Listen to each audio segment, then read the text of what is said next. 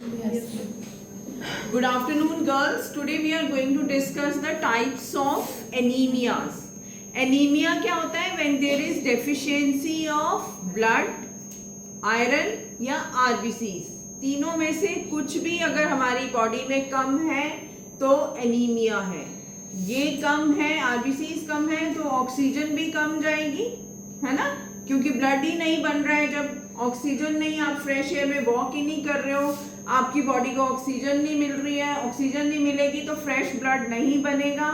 जब ब्लड कम बनेगा तो that state is called as anaemia.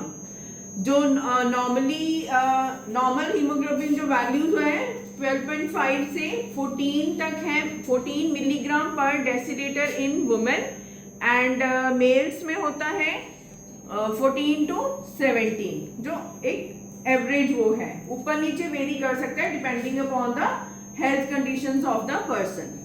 So RBCs क्या होती हैं? बाइकॉन्केव सेल्स होते हैं जो कि जिनका लाइफ स्पैन होता है 120 डेज. तो जब हमारी बॉडी में आरबीसीज की कमी हो जाती है तो कुछ एक टाइप के एनीमियाज हैं जो हमें बॉडी में पेशेंट को होते हैं. So one by one will see the types of anaemias, the causes, the treatment and their prevention. So first of all will see iron deficiency anaemia, जिसमें कि deficiency of iron in the body due to lack of oxygen. As you can see in this slide,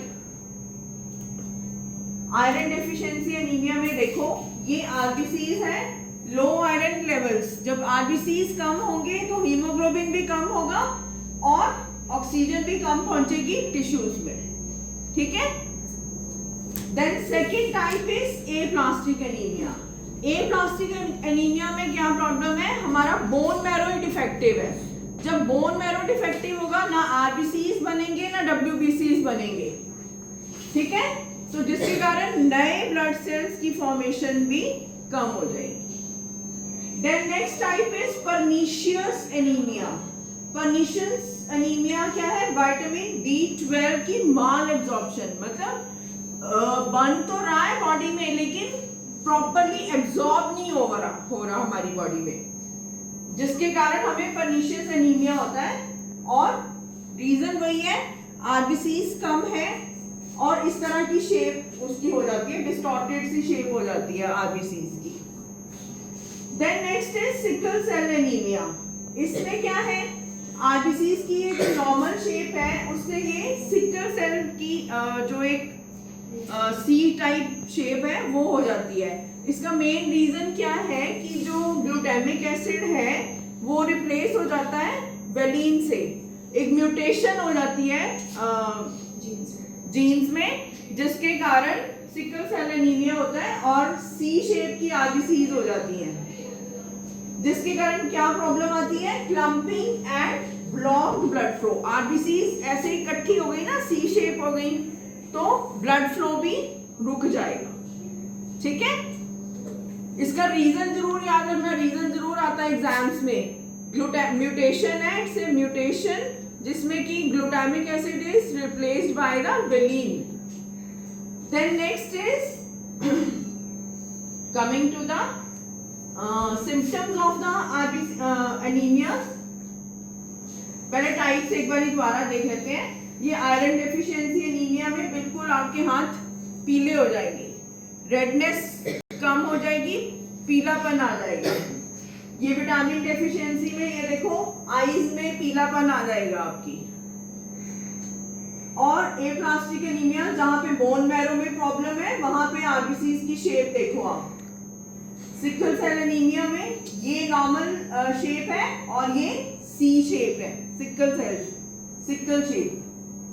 haemolytic anaemia, haemolysis क्या होता है? Lysis जहां पे भी word आएगा breakdown of RBC. So haemolytic anaemia and then thalassaemia. Thalassaemia में क्या होता है कि एक बार ही अगर आपके कट लगे तो वो ब्लड रुकता ही नहीं है. ठीक है.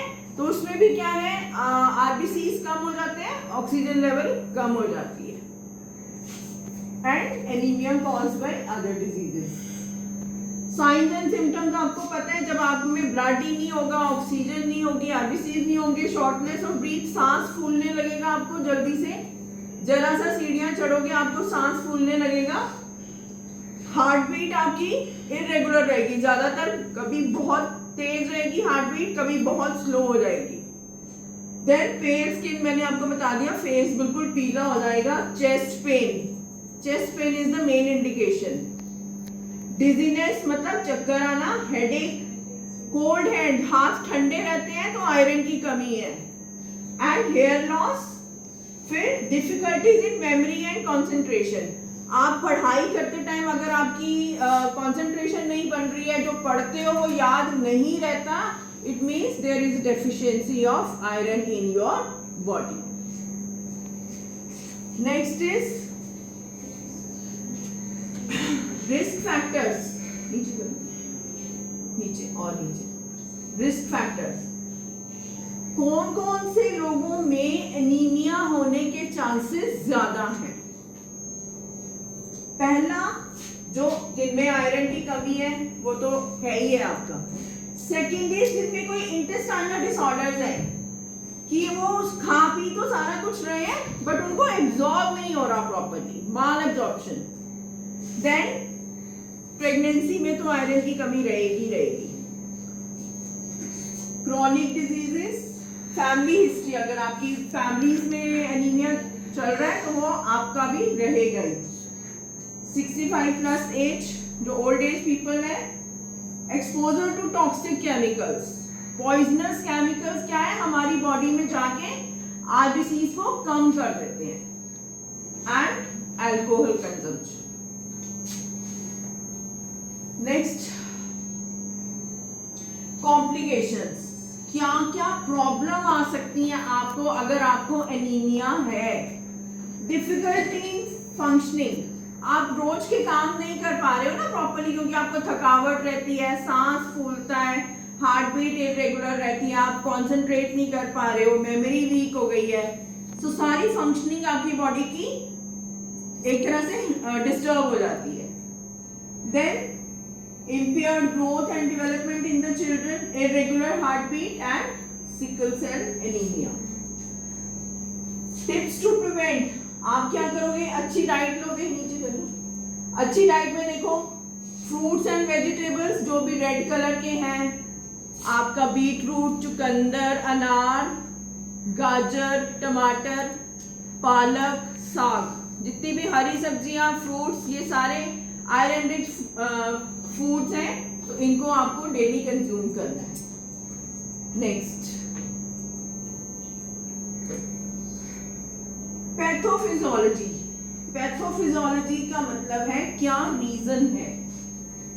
आयरन डेफिशिएंसी एनीमिया में हो क्या रहा है, आयरन का लेवल कम हो रहा है, हीमोग्लोबिन कम हो रहा है, ऑक्सीजन कम जा रही है टिश्यूज में। इसके कारण क्या प्रॉब्लम आ रही है आपके स्किन में, क्या सिम्टम्स आपको नजर आएंगे, पीलिया, weakness, tachycardia means increased heart rate, and RBCs का साइज कम हो जाएगा।